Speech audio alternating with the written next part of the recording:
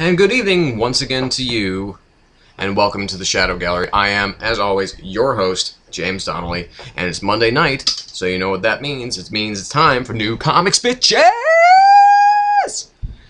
So, I know that you're all excited to find out exactly who won the contest.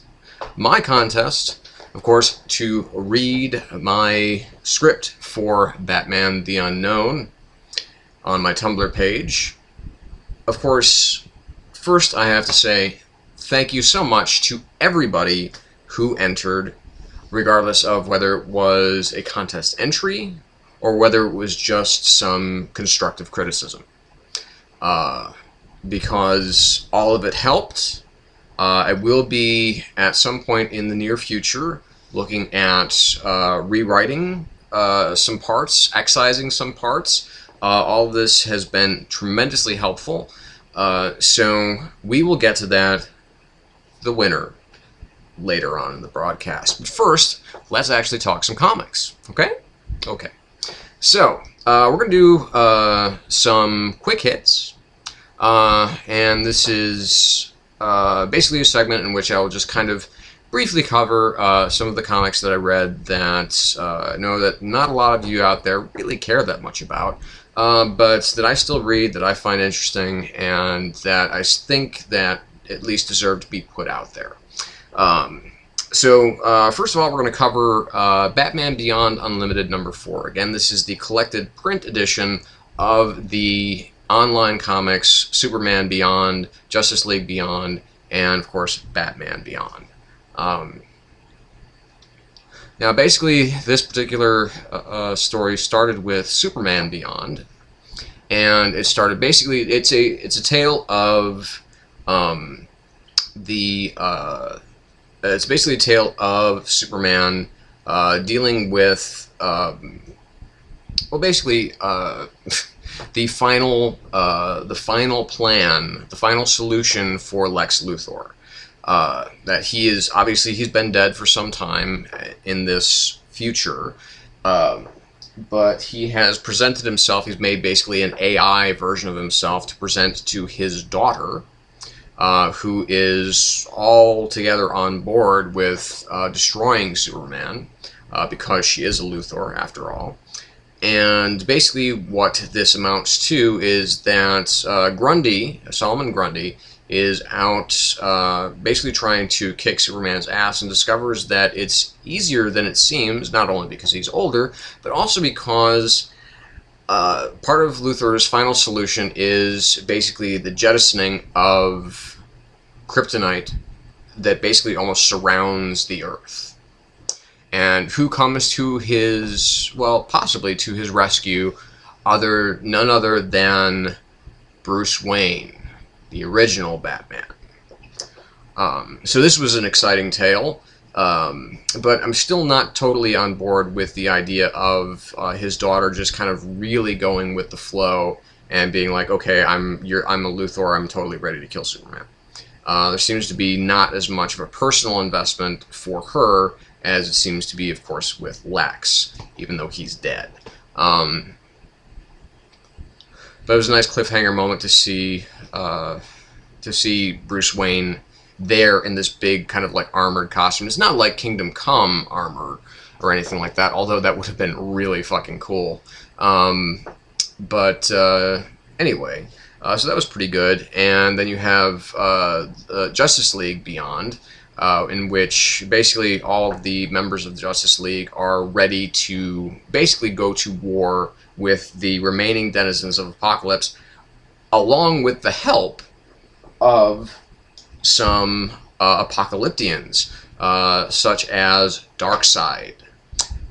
Basically, Orion is in charge now, as kind of predicted again in Kingdom Come. But Darkseid is not vanquished. He has been blinded because of the events directly arising from the series finale of Justice League Unlimited, where Luthor essentially came to him and said, I'm offering you the solution to the anti-life equation, and this has actually blinded Darkseid because of what it took him to, and it's removed his Omega effect. So he is essentially kind of powerless.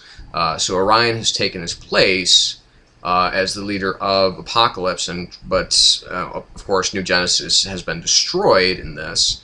So basically, it's them going to war on Apocalypse with the remainder of the Apocalyptians.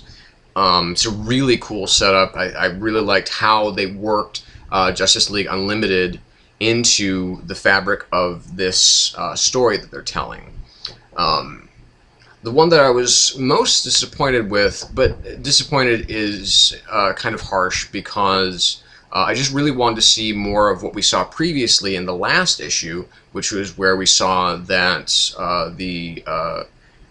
the grandson, or the great-grandson, I believe, of Joe Chill, who would actually inadvertently created, or the grandson, I guess he must have been the grandson of Joe Chill, kind of inadvertently helped to create this new Batman and Terry McGinnis by killing Terry's father at someone else's order.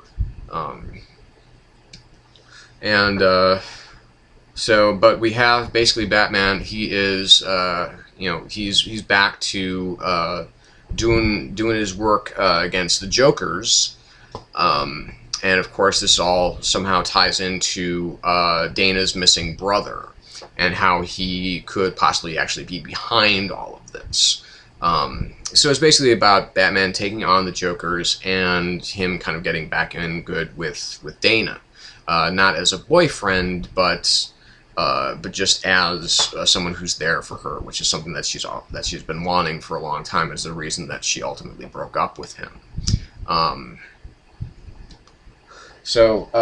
on that one, with the Justice League portion, you had some great art by Dustin Nguyen, and of course, as always with Batman Beyond, you have some terrific art by Norm Breyfogle.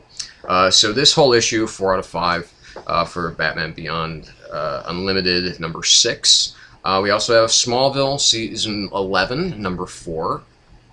And we have kind of the finale of Hank Henshaw's Smallvillian treatment by Brian Q. Miller. And it's wrapped up very neatly, but we also have these possibly extraterrestrial beings coming through that Oliver and Chloe are looking into, and in a big reveal, it's actually the Chloe of Earth 2, the one that Lionel Luthor came over from, and that the evil Clark Kent or Clark Luthor came over from. All in all, it's just that this is the first issue of the print bound that I've really felt that this show, or this series, is beginning to seem a lot more like the show, because it has some really nice twists and turns, some really cool character work. It was really terrific. I was very happy to see this, and of course, I think in the next issue is where we're going to get the very controversial team up with Batman, Superman, and Nightwing, who ultimately will be Barbara Gordon and not Stephanie Brown, which seemed to be an editorial thing that a lot of people were pretty upset about, myself included, because Brian Q. Miller, after all, did write the Stephanie Brown Batgirl series, which was quite good, and I think it was just kind of shitty that they did this. But again, that's coming in the future, so we'll probably see that next. So this issue, again, 4 out of 5 for Smallville, season 11, number 4. The Boys, number 69. Now, this is the third to last issue of this series. It's very anticlimactic so far, but basically what we have here, those of you who have been reading the series, I don't want to spoil it too much, but those of you who haven't probably won't care, because ultimately what we have in this issue is the demise, kind of systematic demise of, these members of the Boys. that Billy Butcher has been laying on them, and in this particular issue we get the demise and of course the final very emotional reveal, the demise of Frenchie and the woman. Basically they're both killed in an explosion that Billy has set for them, and right before they die, of course, Frenchie finally reveals his love for the woman. I was hoping that at one point or another that the woman before her death might actually speak a word, but true to Ennis's basically version of her, she never does. So I thought that was a nicer touch than what I kind of hoped for, I guess. So, and ultimately we have the kind of reveal of Billy's grand plan, which is to kill literally everybody who has Compound V in their blood. And that includes all the members of the boys, and ultimately the only one left is Huey. So it, basically this whole series has been leading up to what we thought was going to lead up to actually finished in the last arc, which was the confrontation between Billy and the Homelander. But ultimately, what the series has really been building up to is the fight between Billy and Huey, and who will come out on top. It's really quite the page turner. I'm still lamenting the fact that Derek Robertson is not drawing this, that Russ Braun is still doing art, but that's that, really, as they say.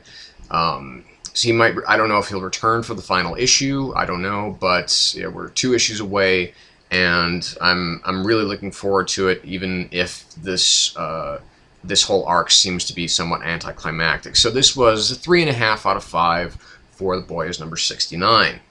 Batwing number 12. This is a series that is starting to kind of rest on its laurels, because it started out so well, and now it's getting to a point where it's just like, basically Batwing teams up with Justice League International to defeat Lord Battle. They defeat him in such a kind of stupid way that it seems, because basically he says, well, he gets his strength from his home country, and they take him off of his home country's soil, and he becomes weak, so they could defeat him. And it was just like, really? That doesn't really work for me. And obviously, there's some nice character beats for the different members of the JLI, but ultimately, there's not really too many people I care about in the JLI to warrant me getting really too into this issue. So this was, again, still really missing Ben Oliver on this title. I don't know why he left. Judd Winnick, again, just seems to be, this is like this is like the not so good Judd Winnick. So this was at best a 2.5 out of 5. It's average, but it's certainly nothing to write home about. So now we're going to kind of get into some more in-depth reviews, and we're going to start with Avengers vs. X-Men number 9. Now this is basically, we have Jason Aaron coming on board as the writer here. At least for this issue, and we have Andy Kubert taking over art duties from both John Romita Jr. and Olivier Coipel, or Coipel, however you pronounce his name. And we have basically Spidey versus Colossus and Magic, as basically it's this kind of last-ditch effort to save the members of the Avengers that have been taken prisoner by the X-Men, and it's basically in this kind of this volcano underground. They put them all in this volcano. It does ring a little disappointingly, because all of a sudden, Hawkeye and Spider-Woman and Luke Cage are amongst the captured that are basically kind of almost cocooned in this in this volcano, basically being taken out of Utopia, where they were having, you know, that great issue of New Avengers from a couple weeks ago. That was my book of the week, in which they were basically being played a loop of virtual reality that allowed them to think that they were escaping. And then they would just rerun the simulation. So I mean, it was just, that was really compelling, and I'm really mad that they took them out of there and put them into this, you know, more easily escapable, if you will, for the contrivances that Jason Aaron creates. But Jason Aaron is also a smart enough writer to make this work on the kind of more, on the smaller, on the smaller beats, because what we have here is that Emma Frost, basically, you know, kind of being corrupted by the Phoenix Force. She can literally read every mind on the planet, and she is again kind of systematically finding people who have killed mutants, and she's killing them. In, you know, in quite a dramatic and very terrifying fashion, and she kind of laments this before she starts doing it, and tries almost to kind of convince Cyclops to stay with her so that he can kind of talk her out of it, or talk her down. But the influence of the Phoenix Force is just too strong, and it's bringing out basically all of the badness that's within the recipients of the Phoenix Force. So obviously this is destruction on less of a global scale, and more of, well, there's some horror must be mixed in with the benevolence that they seem to be performing. So that kind of counterbalance is being, it was really done to death in the previous issue with the flooding and, you know, almost basically the destruction of Wakanda. But this issue has more of a balance to it. Ultimately, we have, you know, and there's this remarkable moment in which basically Colossus has created these whales that he's given legs to. He's basically given these like gigantic crab legs to, but they're not surviving outside of the water. He just thought that they would like to have legs, and so he plans on, you know, and then he asks Magic at one point, you know, will you help me make more whales? So I mean, it's just again another kind of moment of the supreme arrogance that they're now feeling as these godlike creations. And of course, what we have here, you know, the real thread though to this issue is of course the face-off, the almost sacrifice, if you will, of Spider-Man taking on two of these Phoenix-forced individuals by himself, with just his spider powers and ultimately his inability to give up. And at one point, there is Kubert's art in this is fantastic for the most part, but there's this one panel which, if I could show you, I would, and that is when Cyclops punches him dead in the face, and it looks like, it's basically like a Tom and Jerry type of punch, where it's like his face goes, I mean, it's like it goes inward, and it looks terrible. And okay, like this is, you know, that when he pulls back his fist after a punch like that, that face is staying that way. You know, basically Spider-Man's dead. But of course you can't kill Spider-Man in the, you know, in the regular Marvel universe. You can in the Ultimate universe, but not in this universe. So, you know, 616 Spider-Man still lives, but of course we have ultimately still the search for hope is still ramping up to the inevitable invasion of Kunlun. And that's basically where this issue leaves off. This was, again, an intermittently strong and weak issue. because it still does get bogged down in a lot of the we need to have this thing type of details. But I did really admire the way that Spidey kind of outsmarts both Colossus and Magic, because he knows that, well, if one of them gets taken down, the other one will get their powers. And obviously, since they've been so perverted by the Phoenix Force, maybe he can get them to fight each other, and of course that seems to be what happens here in this issue. So again, there's some clever moments, there's some not so clever moments, and ultimately this book is a 3.5 out of 5 for Avengers versus X-Men number 9. But however, we have Ultimate Spider-Man coming in to save the day for Marvel this week. Well, one of the many issues that Marvel put out this week that came in to save the day. Wash the taste out of your mouth a little bit. Admittedly a good issue of AVX, but I think that we're all getting to a point amongst us here in the comic book community that we're kind of getting tired of AVX. So, Ultimate Spider-Man number 13. Wow.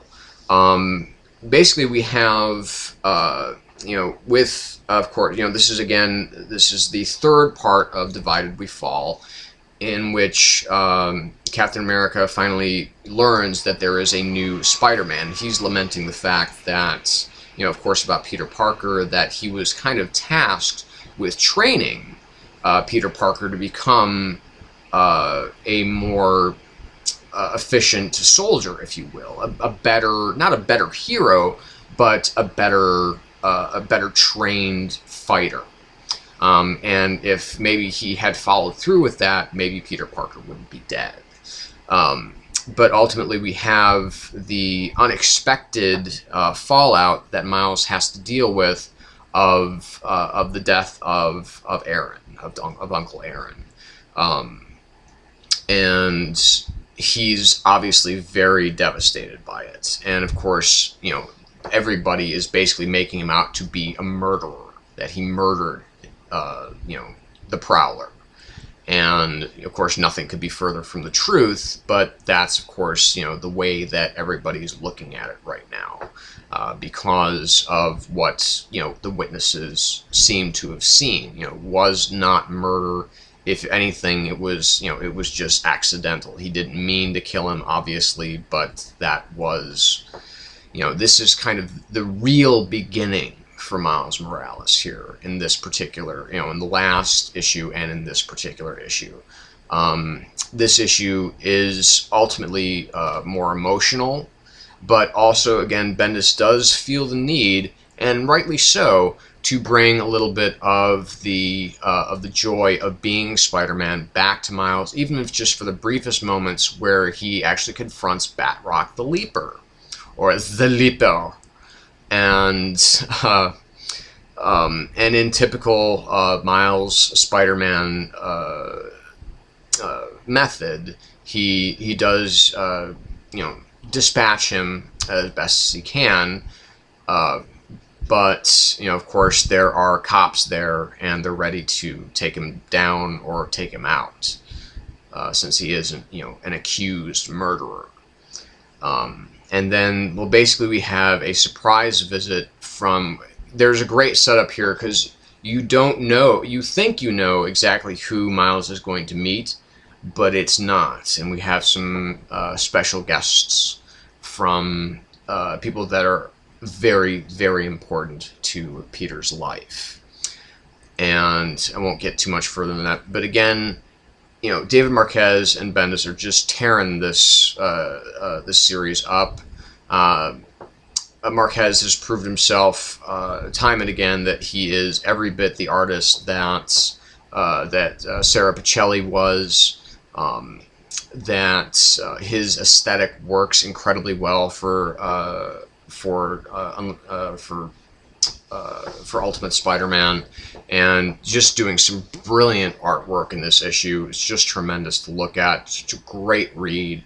A very, very solid 4.5 out of 5 for I keep wanting to say unlimited, for Ultimate Spider-Man number 13. That brings us to Daredevil, number 16.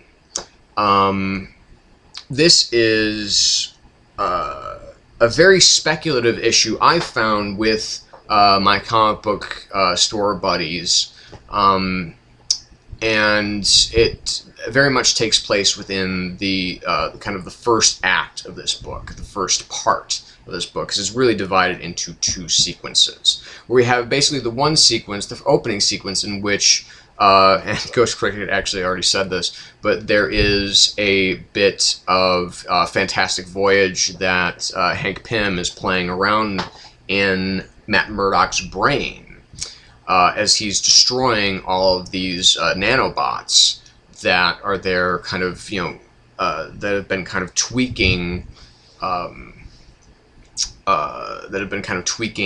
this. All of Matt's senses. And within that exchange, while Hank is within Matt's brain, Matt is beginning to remember things about his own life, especially about Karen Page, but sees a completely different woman. And of course, as it turns out, this woman is actually Janet Van Dyne. He is somehow intersecting his own emotional memories with that of Hank Pym. And this, to me, is absolutely fascinating and is the source of much speculation, because also, as Hank is kind of under assault by these nanobots, and things are looking very dim for him, he starts to get some of Matt's radar sense kicking in. So they've both essentially, they're transferring abilities and memories to one another.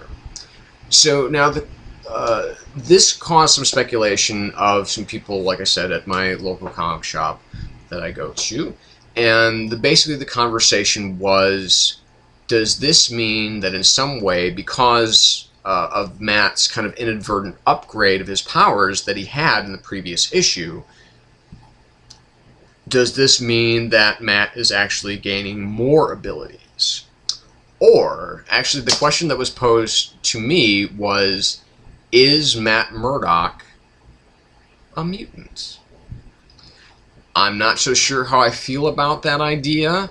It's interesting. I don't think that Wade is going to go in that direction, but the argument is actually somewhat valid, because if you look at it from the point of view of, well, in Matt's formative years, his mutant ability would have kicked in probably around the same time that he was blinded by the radioactive waste. So, and we get, some more, reminders of, well, this is what Matt has been through in his life.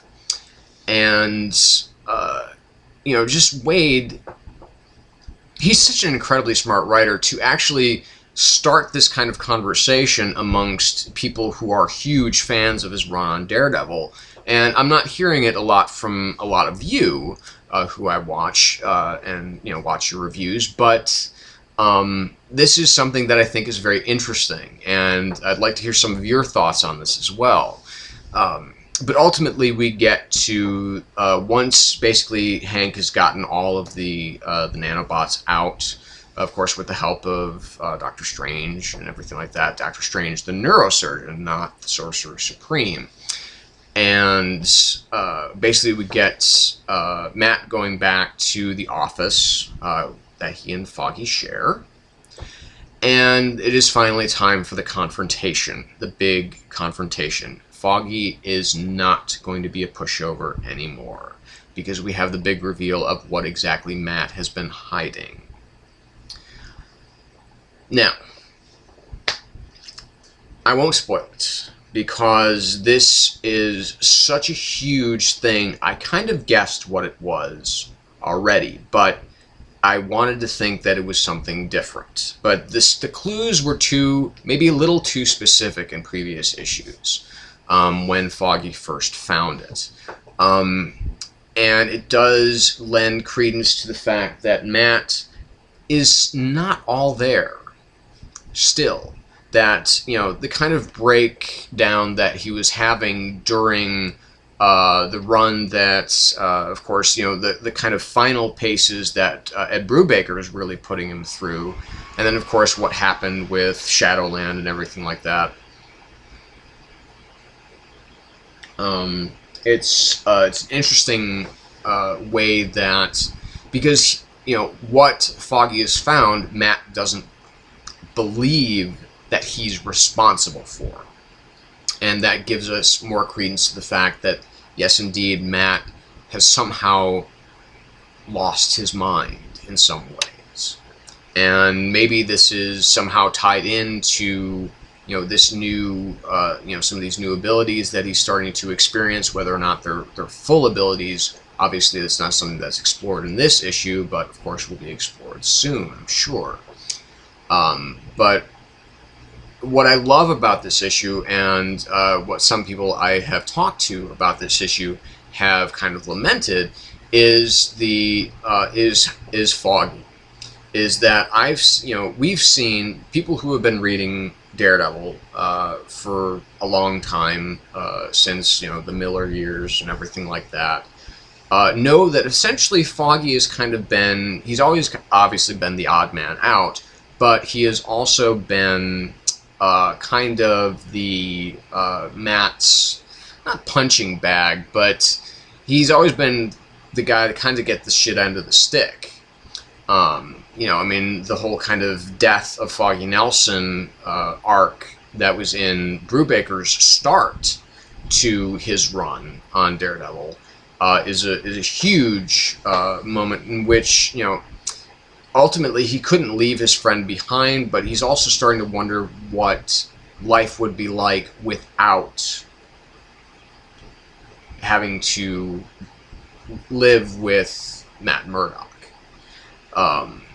And I feel that his actions in this film, his reactions in this issue, and the way that he really undercuts Matt in this issue is very telling. I think it's very true to his character, and I think that it's very important for Foggy, because I think maybe Foggy does need to get away from Matt for a while, because his behavior is just far too unpredictable. You never know what's going to happen next. You never know what supervillain is going to come crashing through the door next. And Foggy's he's just the normal guy that has to deal with this. But also at the same time, Foggy is our voice. He's our Virgil to Daredevil's Dante.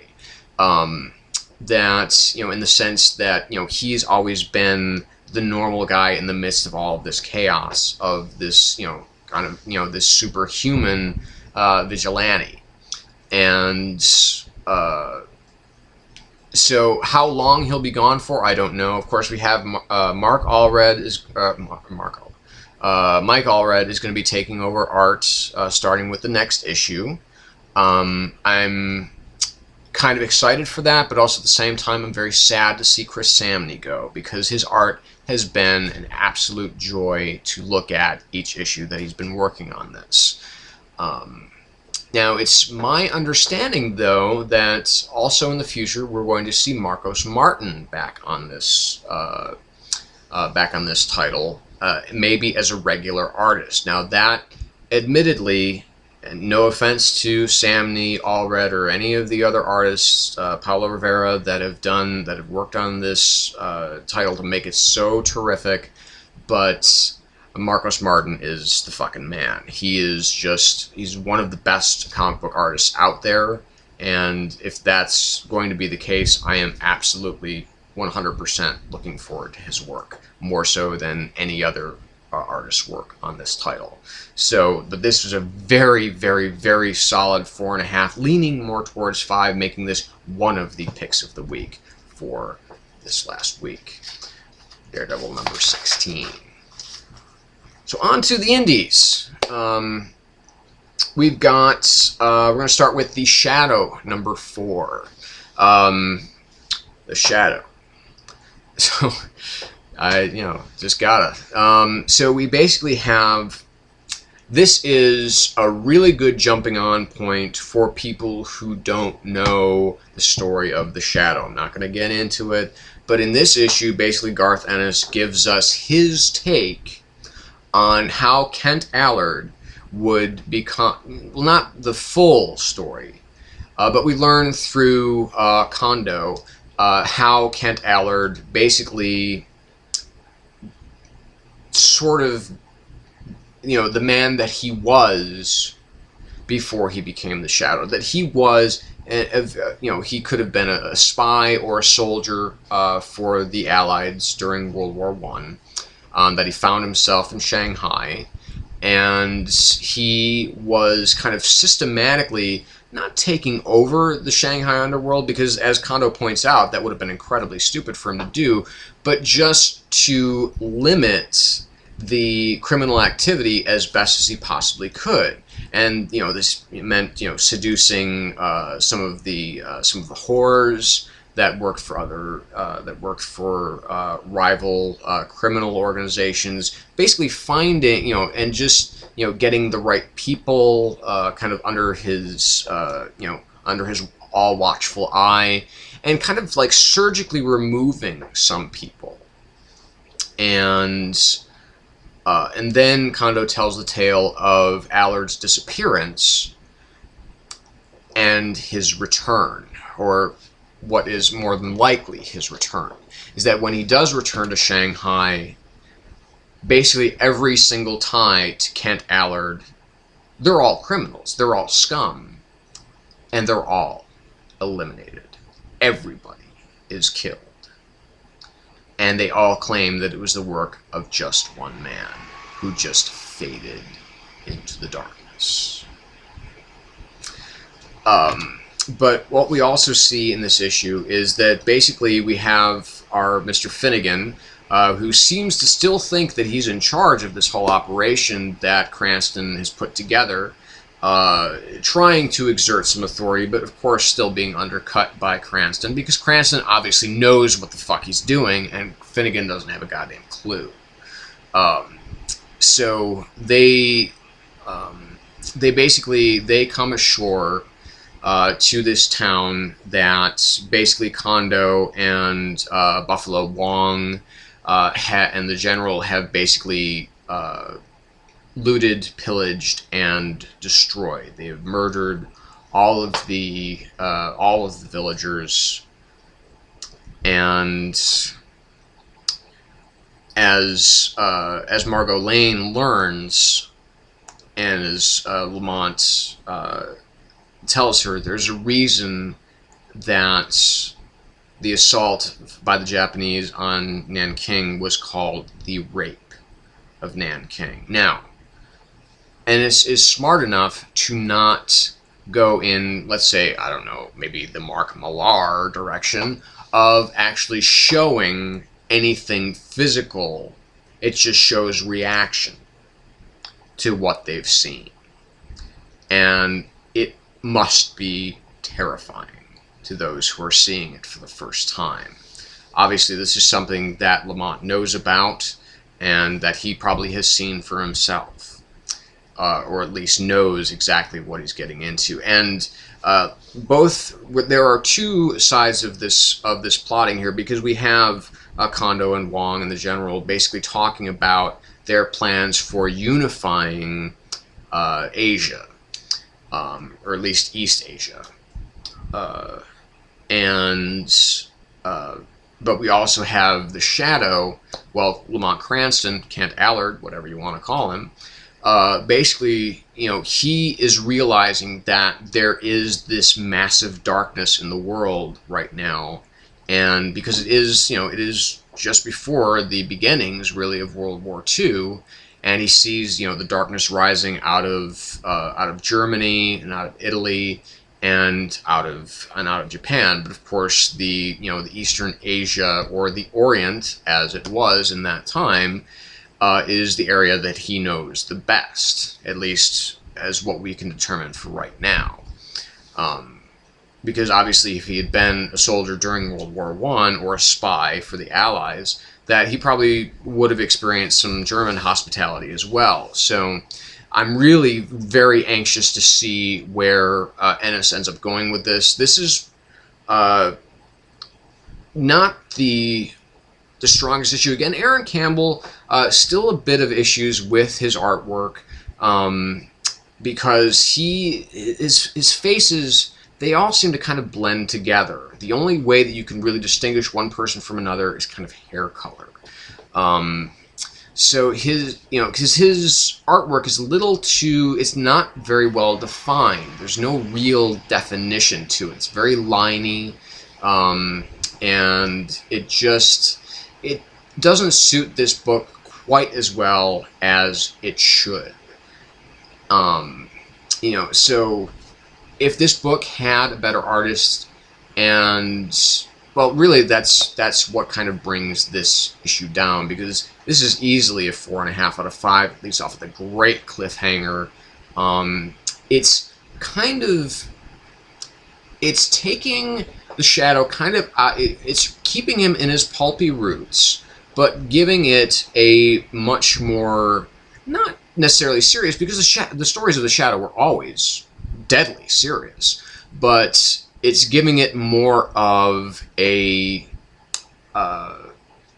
basically, putting it in this time and with these adversaries. It's giving him more. It's giving him more of an impetus to that there is a great evil. It doesn't just exist in New York City. It exists right now in lots of places across the world. So the scale in which Ennis has created this iteration of the Shadow on has, and his kind of, not new origin, because the origin story is kind of already there, but this new development that he's given to him being as deadly as he is. I mean, because, his body count reaches, as they say, quite possibly in the triple digits in this night that someone came back to Shanghai and eliminated almost the entire criminal population.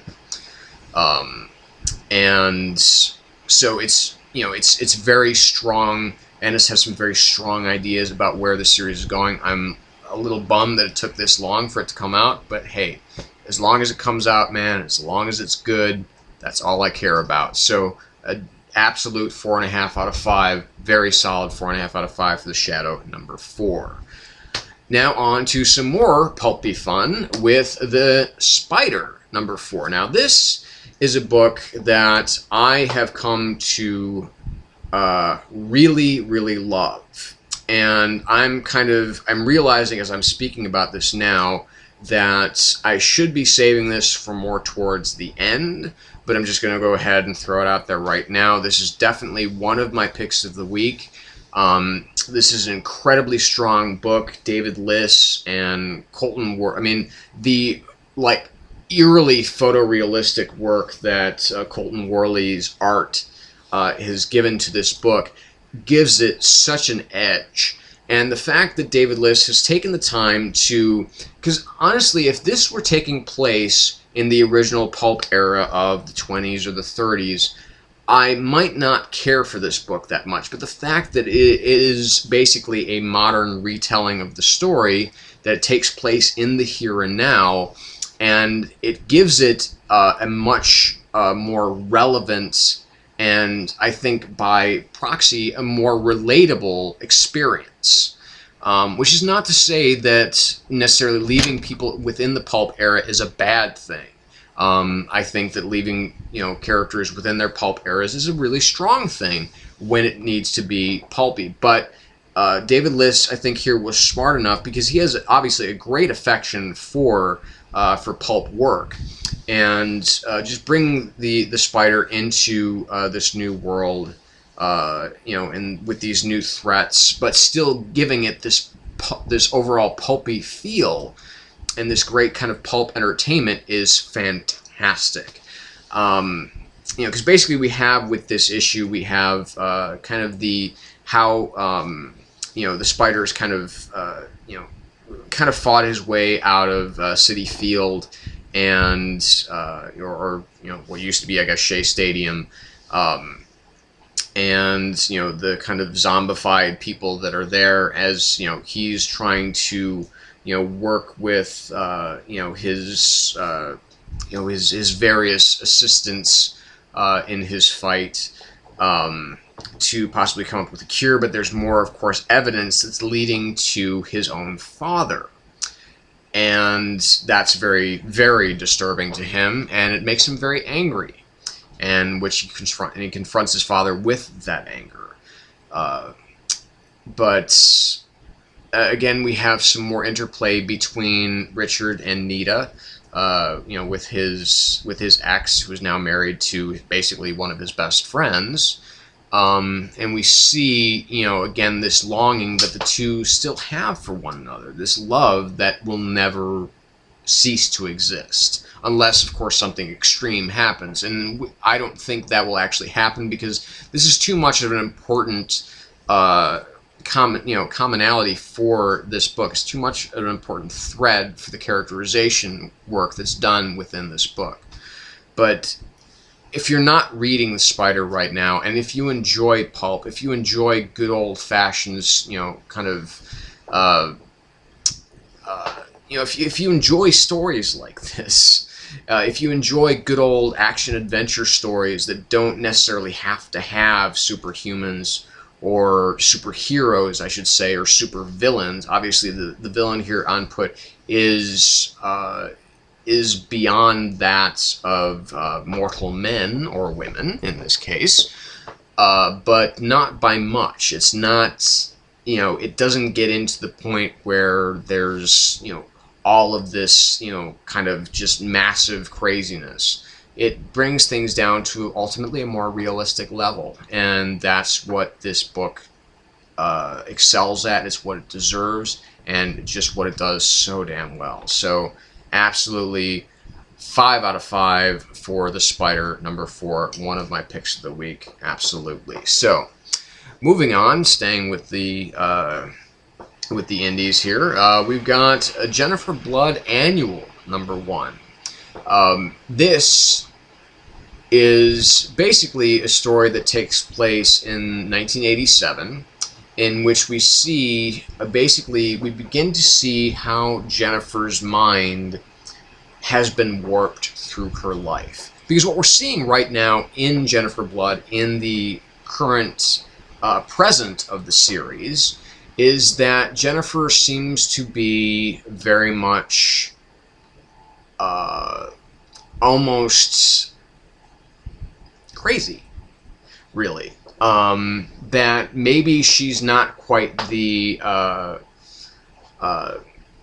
you know, the kind of Punisher-esque vigilante that she kind of started out as. Because, again, this is Garth Ennis's world. Even though Al Ewing is writing it, this is very much Garth Ennis's territory. He wanted to, you know, like I said, I mean, this is his version of the Punisher, of what the Punisher would be if he didn't have to adhere to the constraints of who the Punisher actually is, either in the regular Marvel Universe or the Max Marvel Universe.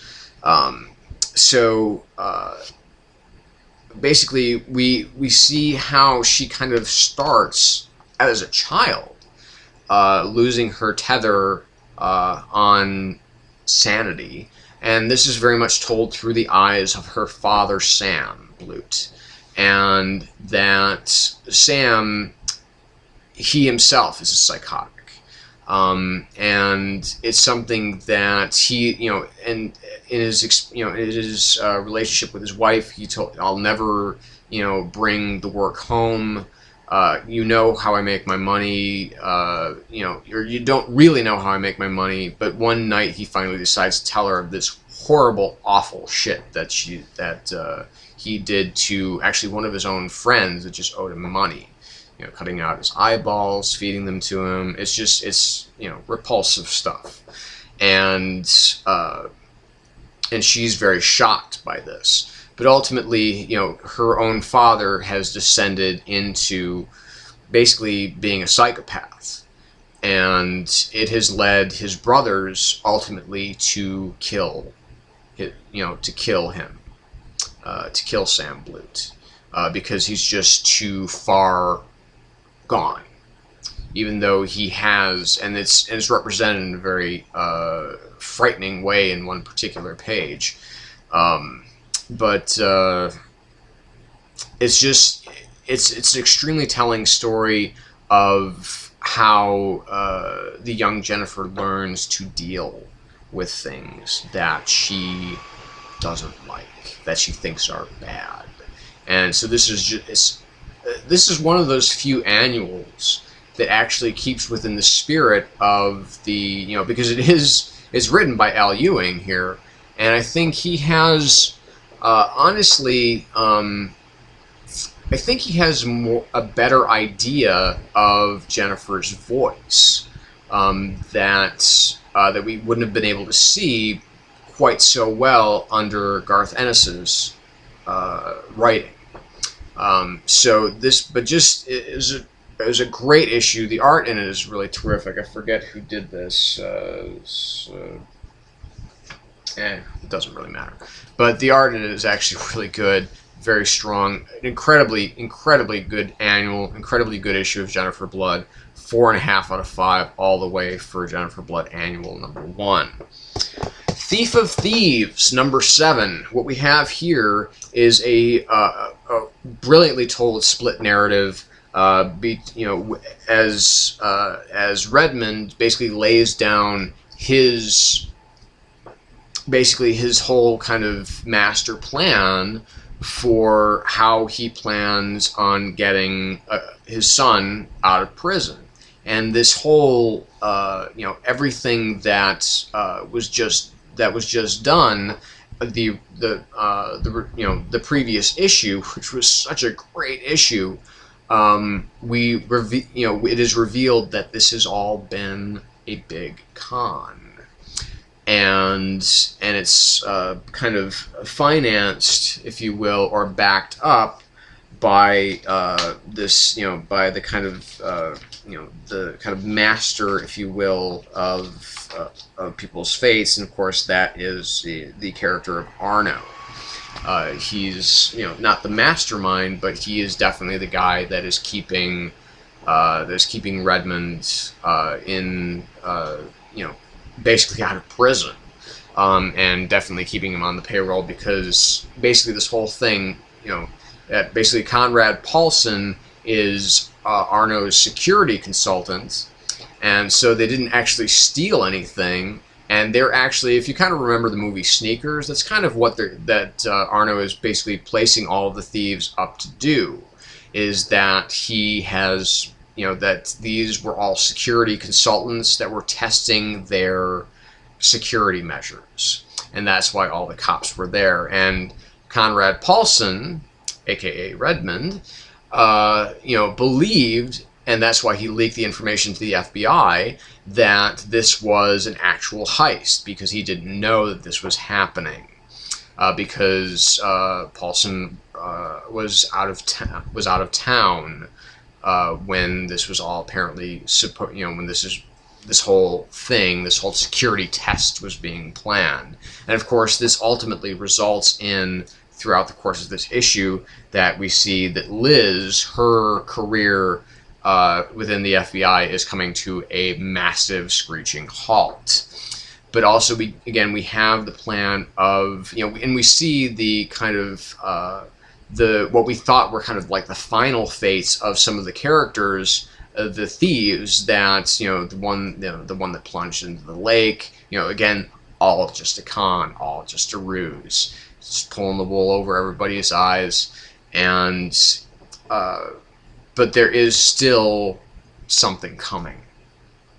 There's still, and even though basically Redmond does in a very a complicated fashion, but is made simple by the writing, and framing of this issue through Robert Kirkman and Nick Spencer just blowing this book away. I mean, I was kind of a little bit nervous when this book started out, but this has rapidly just increased my respect for all of the people involved, not necessarily by leaps and bounds, but it's so expertly done. It's just an incredibly smart book.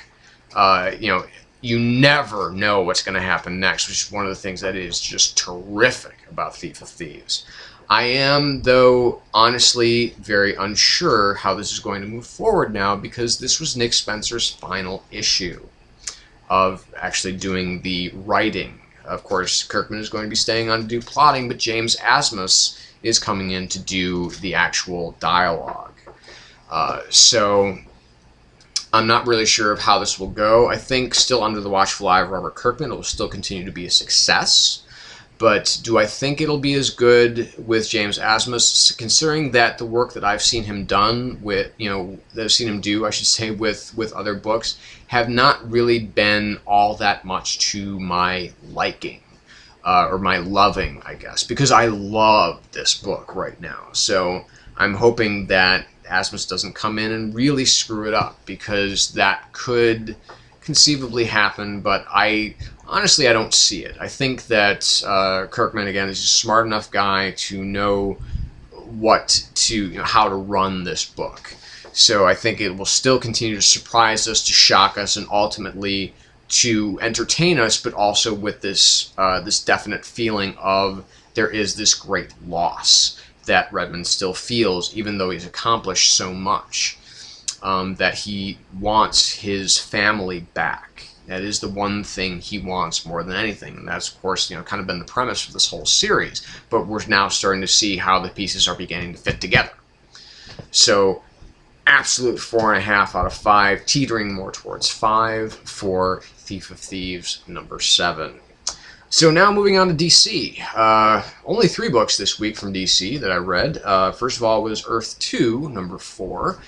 This is a book that's really starting to kind of take off. But basically, in a nutshell, we have Flash, Hawkgirl, Green Lantern, all coming together to face off against Grundy.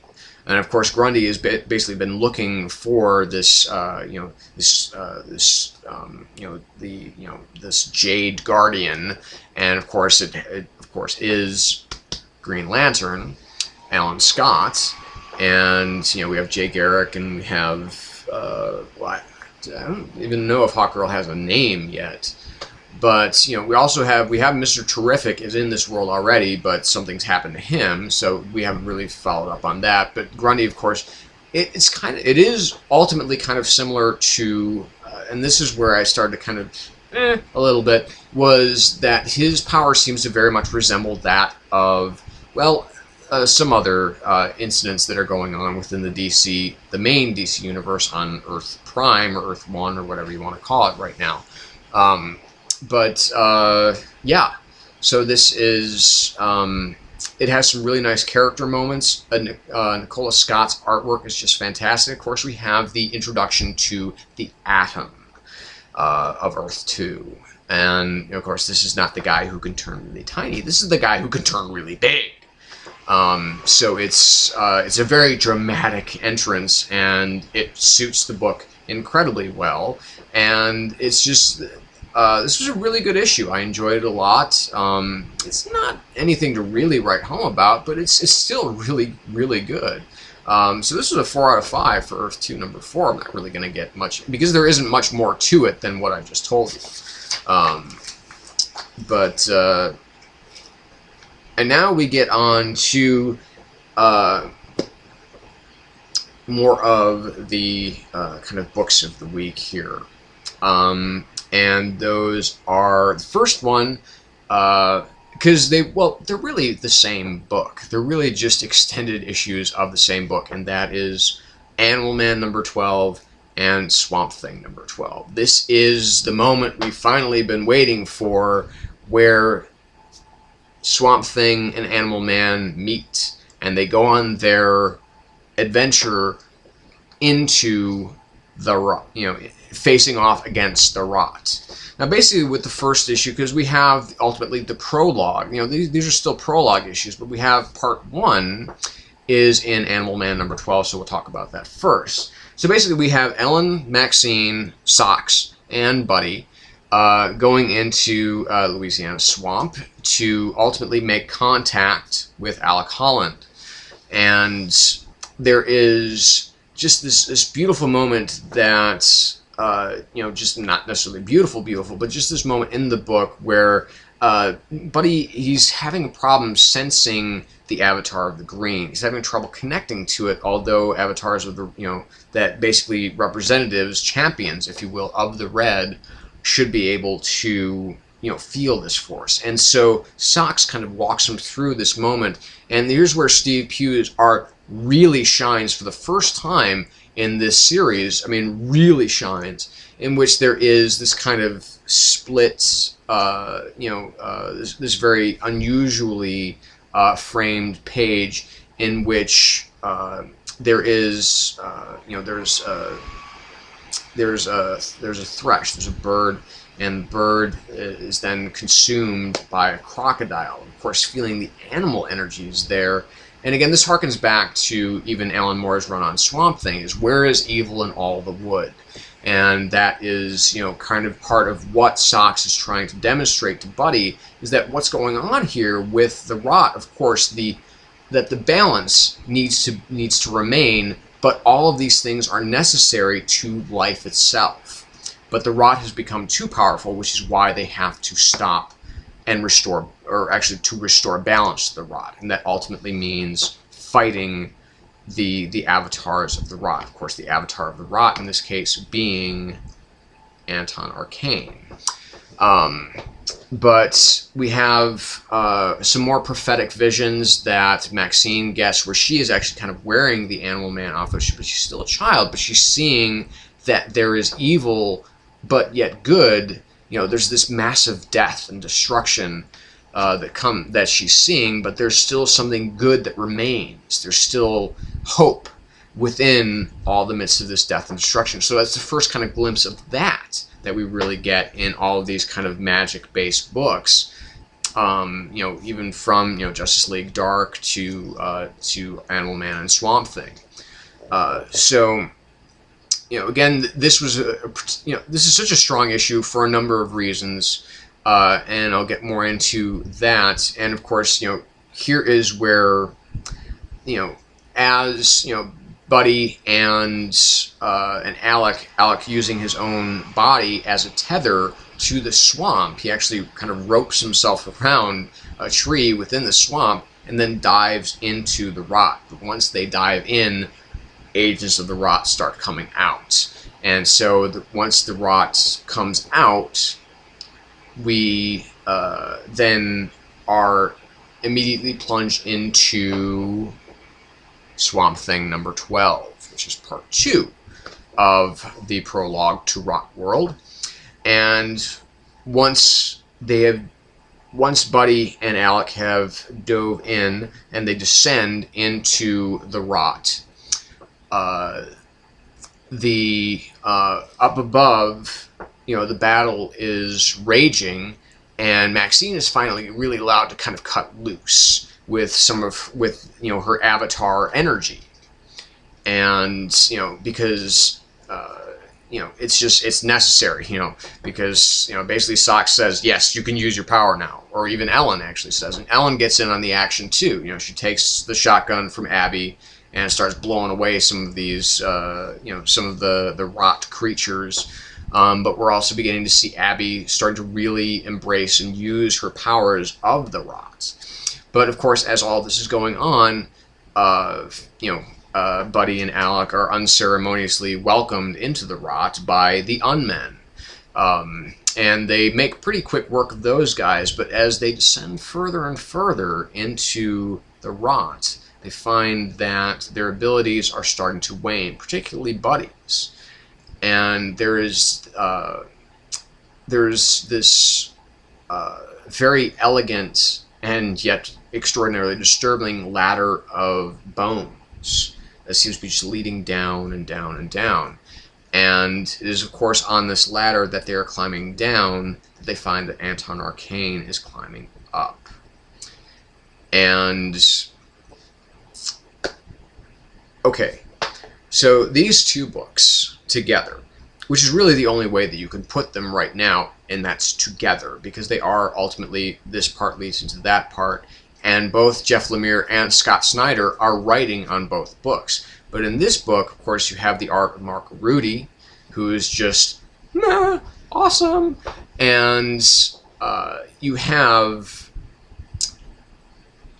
this devastating cliffhanger reveal, which again, that speaks more to Snyder's voice than it does Lemire's, which is to say nothing negative about Lemire's ability to create good cliffhangers. We've been definitely seeing that in Justice League Dark. He hasn't really done that much of it with Animal Man, at least to the extent that Scott Snyder keeps crushing the cliffhangers, man. And this has just the most mind-blowing finale, this mind-blowing cliffhanger moment that is just, it like reaches into your gut and it pulls out your fucking heart. I mean, it is just, wow. It is amazing. And so, but one of the brilliant things about these two books is that Lemire and Snyder have obviously worked so hard on getting to this point that when they're both writing each other's books, you can't really tell when Lemire's voice ends and Snyder's voice begins, and vice versa. They work so well together that they've created something that they could both have done on their own, and it would be less. But the fact that they're doing it together, and the fact that you can't tell, okay, well yes, this is definitely a Snyder moment, or this is definitely a Lemire moment. You can't see that. You can't really define it. You can't really sense when that's happening, with what I would say is the exception of the ending to Swamp Thing. Which is why ultimately these two books are definite picks of the week, but Animal Man gets more of a 4.5 out of 5, leaning definitely towards 5, and ultimately Swamp Thing gets a 5 out of 5. Because ultimately Swamp Thing has the edge as far as the storytelling is concerned, I think, and also has the edge as far as art is concerned. Well, because I really admire the great steps that Steve Pugh has made to make a better book, and just really use his art style to his greatest advantage, and it just looks better all around. So I mean, it is pretty far away from, I think, where he started, and that's great. But Mark Rudy is he's just a better artist. So, and this book has a more, like I said, I mean, just a much more effective ending. But surprisingly enough, this is not my pick of the week. My pick of the week, and I wouldn't have said that I would have expected this, but in retrospect, I should have. And that book is Hawkeye #1. Because here we have Matt Fraction and David Aja, who did such an incredibly amazing job on the Immortal Iron Fist, reteaming to make what I would say is easily the most independent of the superhero books. It's just that simple. I mean, there is no other major superhero book that follows a major superhero that is written, drawn, and works like this. Because this is about our everyman. Hawkeye is the everyman of the Avengers. He always has been, and he always will be. Because there's no, even though, I mean, because Black Widow, she's lived for decades. And, Captain America, he might not, he's not really, really strong, but he is a symbol. And Hawkeye has always kind of been the odd man out. And, he's a brilliant, he's the world's greatest marksman. But what does that make him in the real world? And that's what this book starts to explore. And not only does it have, bring tears to your eyes, beautiful art by David Aja, it has easily the best work that Fraction has done in a very long time. I admire what he's doing with the Defenders. I've stopped reading that book, though, because I just don't care anymore. It's gotten to a point where it's just too weird. It's, you know, it speaks to Fraction's strengths, but it ultimately is too strange.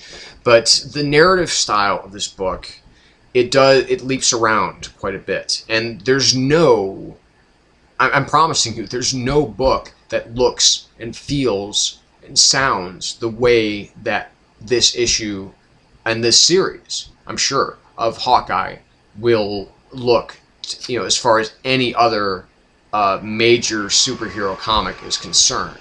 Because, I mean, Hawkeye's the fucking man right now. He's been, you know, he's in this year's, arguably this year's biggest success, at least to date. And, you know, he's definitely making himself known as a character throughout the Marvel Universe. And, you know, showing, yes, this is how cool I can be. But this is the introduction to Clint Barton's life outside. I mean, he's got, you know, kind of a dumpy apartment in Bed-Stuy in New York. You know, he's living with a bunch of his neighbors. And it's just the non-linear composition of this book, the way that Aja frames it. I mean, basically, because this is a tale of a boy and his dog.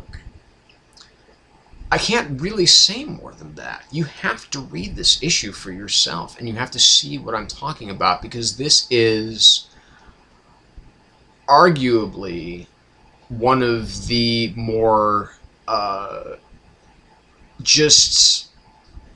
amazingly literary books that I've seen come out of the big two in a long time.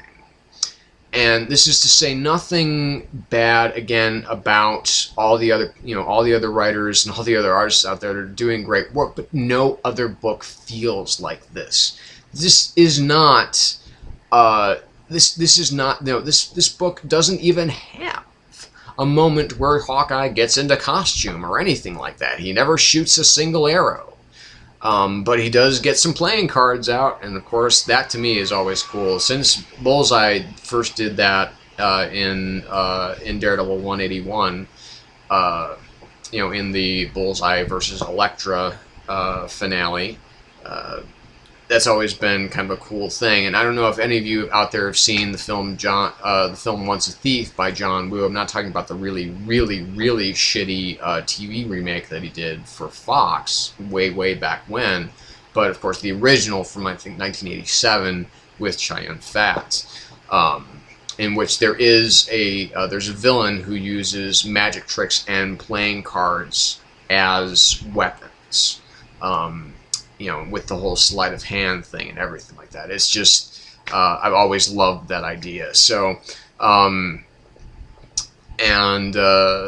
this was just, it's just an extraordinary issue by two extraordinary creators who, I think this is one of those things that if these people had stayed on Iron Fist, that, you know, I mean, for those glorious however many issues that they did Iron Fist, I fucking loved that comic, and I need to take the steps towards getting those in trade, or at least just getting the back issues, because they were just, or I just have to find them because I know that they're around here somewhere. They're either in my house or they're in my storage unit.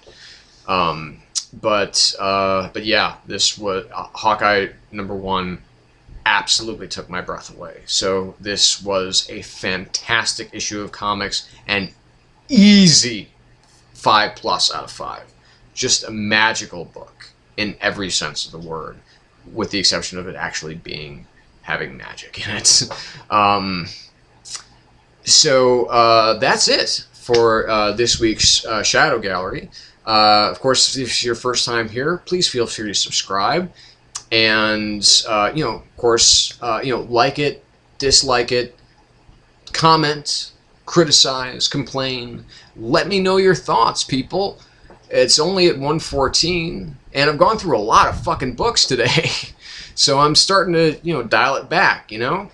So, Oh yeah, and one more thing. Ghost Critic, you better be listening right now. You're the winner. You are the winner of my contest for Batman the Unknown. So you are going to get this beautiful hardcover edition of Batwoman, the first arc of her run, with some beautiful and amazing, can't really see it in this light, but some beautiful and amazing J.H. Williams art. You're also going to get some other cool shit, and you're going to like it all, I think. And you're also going to get something else, and you might want to look at this as maybe a bit of an assignment, because I will be sending you, I'm not going to tell you the other stuff that I'm going to be sending, but I am going to tell you this. I'm going to be sending you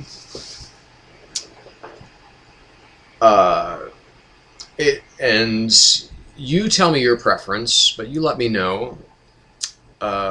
Send me a message, of course, on through YouTube, and I'll get your address, of course, your real name. I'll need that so that I can send all this stuff. I'm not loving the idea of sending this stuff overseas, but hey, you had the best one. And I do have to let you know something, though, the Ghost Critic, is that there was somebody who did actually have a stronger entry than yours, and that was Sleepy Reader 666. And if he hadn't disqualified himself by saying, this is not a contest entry, this is just my review of this work, then this would ultimately be going to him. But he says he's won too much swag lately. So, but what I'll be sending to you is my first original script of a comic book, of an issue of a comic book that I wrote very recently. It is, I'm not going to tell you about it. If you'd like to do, again, your own review of this script, now this is a fully formatted comic script for a 32-page comic book. The first issue of what might someday be a, well, it won't be, it's definitely planned as a finite series, and you might have some questions about that, and I'll be glad to answer all of them. But again, if you want to do a video review of it, of course, I'm not going to stop you. But if you just want to email me and let me know, please do. I'm going to send you an email right now, just basically letting you know, if you haven't watched this already, which I'm sure you haven't, but just letting you know that you really need to watch this video. So the winner, again, is Ghost Critic, my friend from across the water, and thank you once again to one and all who took the time to read my script, to give me an honest review, to tell me what you liked, what you didn't like, what you thought worked, what you didn't think worked. And it, like I said, and one of my next assignments will be to do some rewrites on that, and I will keep you updated on that as I move along. So thanks to you all. Cheers to you, Ghost Critic. And because I keep forgetting your first name, I feel really bad about that. But anyway, so get me that information, be on the lookout, and